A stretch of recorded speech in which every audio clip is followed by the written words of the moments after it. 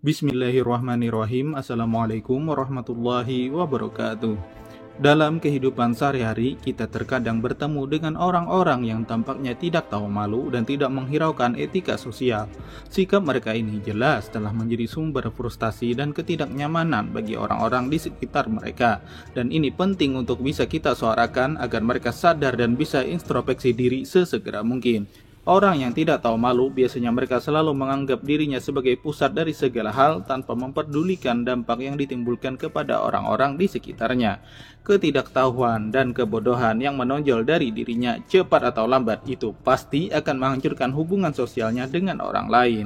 Oleh karena itu, saya serius ingin mengajak mereka melakukan introspeksi diri sekarang juga, agar ini tidak berlarut-larut dan semakin menginjak harga diri mereka sendiri. Nah, adapun contoh orang yang tidak tahu malu yang baru-baru ini bisa kita saksikan sendiri ialah mereka yang rutin mengamalkan membaca Maulid Simtud Durar karangan dari Habib Ali Halabsyi yang bermarga Ba'alawi.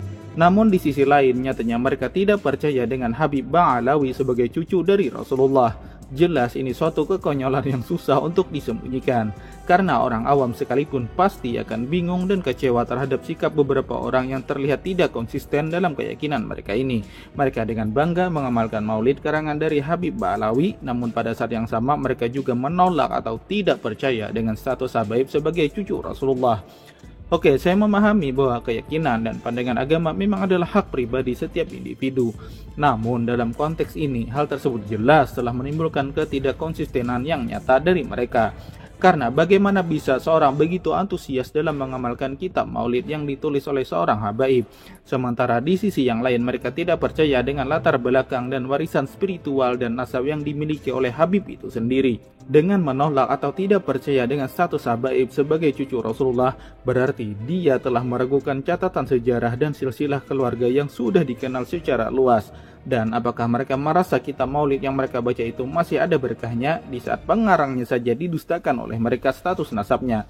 Coba kalian pikir, akal sehat mana yang bisa menerima? Apakah keberkahan maulid yang dibaca itu akan didapat oleh mereka kalau pengarangnya saja atau dari Rasulullah sendiri pasti tidak akan ridho dengan kemunafikan ini? Jika seseorang memilih untuk mengamalkan membaca Maulid Simtud Durar, berarti secara eksplisit mereka juga mengakui kemuliaan dan keberkahan dari orang yang mengarang kitab Maulid tersebut, termasuk kebenaran hakiki dari Habib itu sendiri yang benar-benar adalah cucu dari Rasulullah. Karena ketidakkonsistenan dan kemunafikan orang-orang seperti mereka ini, pada akhirnya itu pasti akan mengundang keraguan dan kritik dari orang lain terhadap mereka sendiri.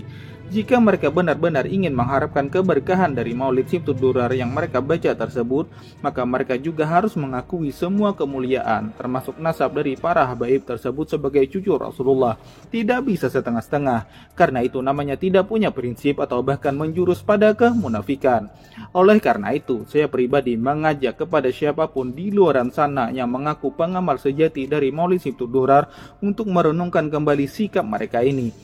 Dan mereka harus mencari pemahaman yang lebih dalam tentang sejarah dan keberkahan dari Maulid Simtud Durar yang dikarang oleh Habib dari Ba'alawi ini. Jika kalian benar-benar mengharapkan syafaat dari Rasulullah SAW di akhirat kelak, maka sebisa mungkin jangan berani cari gara-gara dengan juriat beliau.